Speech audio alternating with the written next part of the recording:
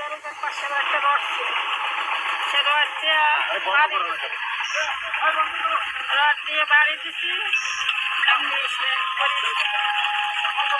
বুঝতে পারিনি যে এত দ্রুত লেগে যাবে। শরীয়তপুরের চন্দ্রাপুর এলাকায় পারিবারিক হলের জেলে স্বামীকে রড দিয়ে আঘাত করে হত্যার পর মরদেহ ছুরি দিয়ে টুকরো টুকরো করে ড্রামে ভরে রাখার অভিযোগ উঠেছেন আসমা আক্তার নামে এক নারীর বিরুদ্ধে। 3 দিন পর মরদেহের অংশ বিভিন্ন জায়গায় ফেলে দিয়ে মাংস ফ্রিজে সংরক্ষণ করতে গিয়ে দুর্গন্ধে স্থানীয়দের সন্দেহ জাগে। পরে পুলিশকে খবর দিলে গ্রেপ্তার হন তিনি।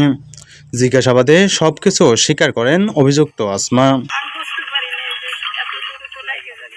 ভাই আমি একটা পিঁপড়েও মারি নাই। আর এখন আমি কেমনে কি করলাম আমি নিজেই জানি। জানা যায় পিরোজপুর জেলার বাসিন্দা আসমা আক্তারের সঙ্গে শরীয়তপুর উপজেলার দক্ষিণ মাহমুদ এলাকার মালয়েশিয়া প্রবাসী জিয়া সর্দারের পরিচয় হয় মোবাইল ফোনের মাধ্যমে। সেই পরিচয়ের সূত্র ধরে প্রায় 8 বছর আগে তাদের বিয়ে হয়।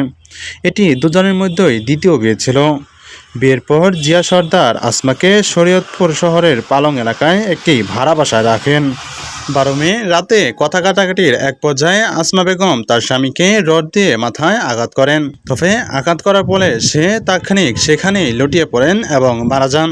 তবে তিনি এমনটা ইচ্ছে করে করেননি বলে জানান আসমা আক্তার। আমি বুঝতে পারিনি যে এত দ্রুত লেগে যাবে। এরপর মরদেহ লুকানোর উদ্দেশ্যে আসমা ছুরি দিয়ে দেহটি কয়েক টুকরো করে এবং হাড় মাংস আলাদা করে ড্রামে করে রাখেন। 3 দিন পর শুক্রবার সন্ধ্যায় অটোরিকশা ভাড়া করে ড্রাম থেকে মরদেহটি একটি অংশ রাস্তায় ভরে আটক এলাকার বৃক্ষতলায় ফেলে আসেন। নিহতের 4 হাত পা ফেলা হয় নাদিয়ার পদ্মা নদীর তীরে, যেগুলো পরে নাদিয়া থানা পুলিশ উদ্ধার করেন। এরপর দেহের মাংসের অংশ নিয়ে আসমা যান শহরের পালং এলাকার তার পুরনো ভাড়া বাসার এক ভাড়াটিয়ার ফ্রিজে রাখতে। কিন্তু তীব্র দুর্গন্ধ ছড়িয়ে পড়লে স্থানীয়রা জরুরি সেবা 999-এ ফোন করেন। পুলিশ এতে আসমাকে আটক করে জিজ্ঞাসাবাদ শুরু করলে তিনি সব কথা স্বীকার করেন।